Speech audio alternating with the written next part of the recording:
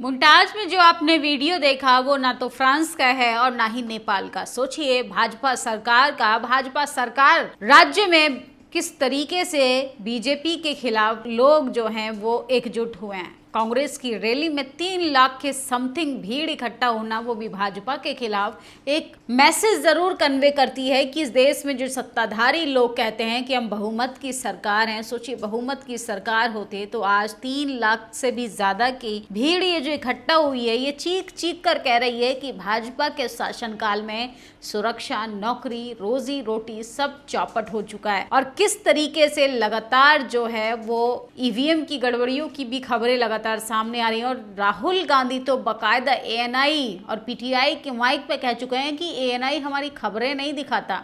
सोचिए वो जब एएनआई का माइक देख रहे हैं सीधा तौर से कह रहे हैं कि वोट चोर गद्दी छोड़। तो ये बेहद चैलेंज वाला समय चल रहा है बीजेपी सरकार के लिए। और बात करें राजस्थान की तो राजस्थान में बीजेपी की सरकार है, वहाँ सीएम भजन लाल हैं और कैसे वहाँ पर बेरोजगारी का आलम अपनी चरम सीमा पर है। ये नेपाल या फ्रांस नहीं, ये राजस्थान में कोटा में आयोजित कांग्रेस की रैली है जिसमें बीजेपी के खिलाफ 3 लाख लोगों की भीड़ इकट्ठा हुई थी। जनता कांग्रेस के साथ है। तो सोचिए किस तरीके से लगातार जनता अब समझ चुकी है कि सरकार से अब अपनी भविष्य की कल्पना करना भी बेकार है, क्योंकि सरकार सिर्फ होर्डिंग बैनर पर विकास करती है। सरकार जहां चुनाव होता है वहां माहौल के हिसाब से जनता के मन के मुताबिक भावनात्मक जुमले छोड़कर सत्ता में आने का तो काम करती है, लेकिन जनता का विकास खत्म रहता है। और किस तरीके से देश के प्रधानमंत्री की भी आलोचना हो रही है कि जब उनकी माता का देहांत हुआ था तब उन्होंने सिर नहीं मुंडवाया था। और सोचिए बिहार चुनाव सर पर है और पितृ पूजा के लिए बिहार जा रहे हैं देश के प्रधानमंत्री। तो ये क्या उनकी श्रद्धा जो है वो सिर्फ चुनावी श्रद्धा रह गई है। और बहुत दुख की बात है, जम्मू कश्मीर के कई बार मुख्यमंत्री रहे डॉक्टर फारूक अब्दुल्ला जी पुलिस द्वारा मुझे हाउस अरेस्ट किए जाने की खबर पाकर मुझसे मिलने सरकारी गेस्ट हाउस में उन्हें मिलने नहीं दिया जा रही है। तानाशाही नहीं और क्या है। तो संजय सिंह का ये 1.5 मिनट का वीडियो देखिए।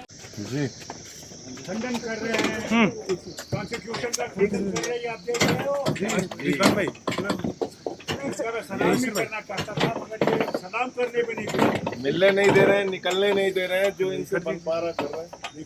पुलिस दरबार ये हाल देखिए गवर्नमेंट है। कई बार के आप मुख्यमंत्री आपको अंदर नहीं आने दे रहे हैं, मिलने नहीं दे रहे हैं। लेफ्टिनेंट गवर्नर मालिक है पुलिस वालों का। ये हाल देखिए, पिछले मुल्क को पता लगना चाहिए। एक इंसान कॉन्स्टिट्यूशन के अंदर बात करना चाहता है, कोई पत्थरबाजी नहीं करना चाहता, गोलीबारी नहीं चाहता। आप मिलने क्यों नहीं दे रहे भाई? नहीं जा रहे। कौन सा अपराध है? यहाँ वो मेंबर ऑफ पार्लियामेंट है, इस राज्य के कई बार मुख्यमंत्री रह चुके हैं, मैं मेंबर ऑफ पार्लियामेंट हूँ, आप मिलने क्यों नहीं दे रहे हैं? इसमें कौन सी ऐसी बात है? हमने कौन सा यार हमला है इसमें कौन सी ऐसी बात है? हमने कौन सा करना है? भाई मिलने में क्या बुराई है? क्या परेशानी? मुलाकात तो करने दीजिए।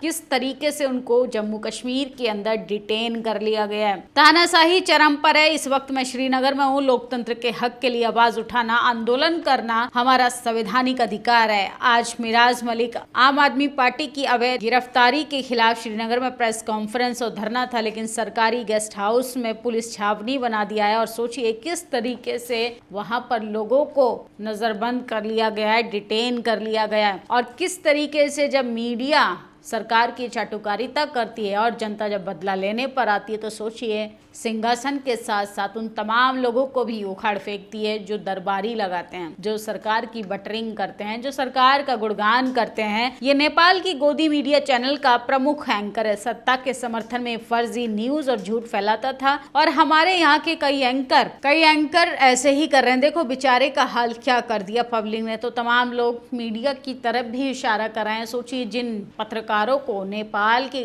हालातों की चिंता है वो अपने ही देश में हिंदू मुसलमान कर बड़ी बड़ी लाइनों के साथ अपनी न्यूज परोसने का काम करते हैं। आरक्षण विरोधी, युवाओं के खिलाफ और हिंदू मुसलमान के बिना तो यहाँ के टीवी चैनल जो हैं वो अपनी न्यूज को शुरू करना भी जरूरी नहीं समझते। आप ये वीडियो ज्यादा से ज्यादा शेयर करें। सरकार युवाओं को लाठियां दे रही है। नरेंद्र मोदी को बस अपनी माँ दिखती है, ये भी किसी की बहन बेटी हैं, तो युवाओं पर पटना के अंदर लाठीचार्ज किया जा रहा है। मोदी जी की मां का मुद्दा पूरे देश में गरमाया, क्योंकि मोदी की मां थी वो। मोदी की मां को बीजेपी समर्थक गाली दे देता है, पॉलिटिकल स्टंट होता है, माहौल गरमाया जाता है, बिहार बंद किया जाता है। और सोचिए किस तरीके से युवाओं पर, महिलाओं पर, छोटी छोटी बच्चियों के साथ कैसे महिलाएं प्रदर्शन कर रही हैं, उन पर लाठियां बजवाने का काम कर रही भाजपा सरकार। और भारत के विभिन्न राज्यों में आई बाढ़ से किसान की मेहनत और जीवन को गहरा आघात पहुंचा है। फसलें पूरी तरह नष्ट हुए हैं। धान, बाजरा, मक्का, दलहन, गन्ना, सब्जी और हरे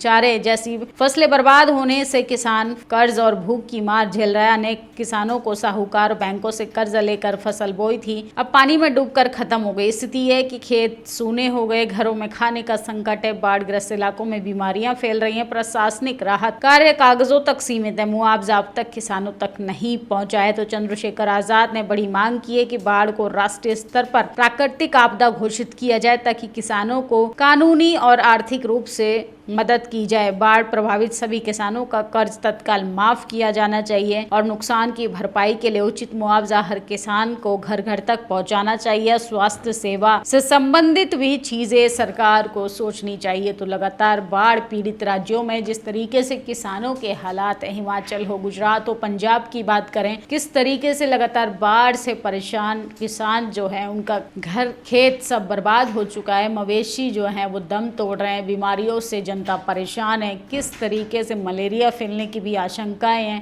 देश के प्रधानमंत्री हैं, पंजाब और हिमाचल के दौरे पर हेलीकॉप्टर से बाढ़ पीड़ितों से मिलने जाते हैं। उत्तर प्रदेश का जिला मुरादाबाद के प्रसिद्ध काशीराम जी नगर में स्थित तथागत गौतम बुद्ध पार्क को, जो शहर का लोकप्रिय पार्क है, ये बौद्ध धर्म व बाबा साहब डॉक्टर अम्बेडकर, मान्यवर श्री काशीराम जी तथा विभिन्न वर्गों के, विशेषकर बहुजन समाज के अनुयायियों की आस्था का स्थल भी है। मैं सीनियर केयर सेंटर का निर्माण अब नहीं करके इसे अन्य बनाने का फैसला स्वागत योग्य कदम है, जिसके लिए राज्य सरकारों को भी धन्यवाद। उम्मीद है कि यूपी सरकार आगे भी प्रदेश में सामाजिक शांति, आपसी सद्भाव एवं भाईचारा बनाए रखने के लिए जरूरी कदम उठाएगी। तो बीएसपी सुप्रीमो मायावती ने भी यह जरूरी मुद्दा उठाया है। आप हमारी बात तो कभी नहीं बोलते, ना ही ये नहीं कभी बोलती। मेरी बात सुनो। वोट चोर, गद्दी छोड़ो और दिखाओ प्रोपेगेंडा एजेंसी एएनआई जैसे जहां दिखते हैं राहुल गांधी, उनका मजा लेते हैं। तो आज राहुल गांधी एएनआई का माइक देखकर शुरू हो जाते हैं कि वोट चोर, गद्दी छोड़, किसानों को छलने और कांग्रेस कार्यकर्ताओं की तरफ आंख उठाकर देखने वालों, उखाड़ फेंको पंचायत और नगर निकाय चुनाव में भ्रष्ट भाजपाइयों को मोरिया बुला दो। तो सोचिए किस तरीके से लगातार किसान भी,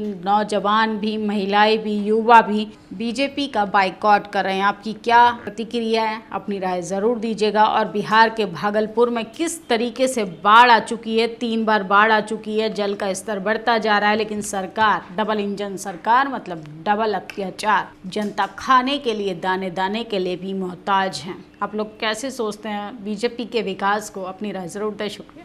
नेशनल दस्तक की आपसे गुजारिश है कि अगर इसको बचाना चाहते हैं तो नेशनल दस्तक को सब्सक्राइब करने के लिए रेड कलर के सब्सक्राइब बटन को दबाएं, फिर बेल आइकन की घंटी दबाएं।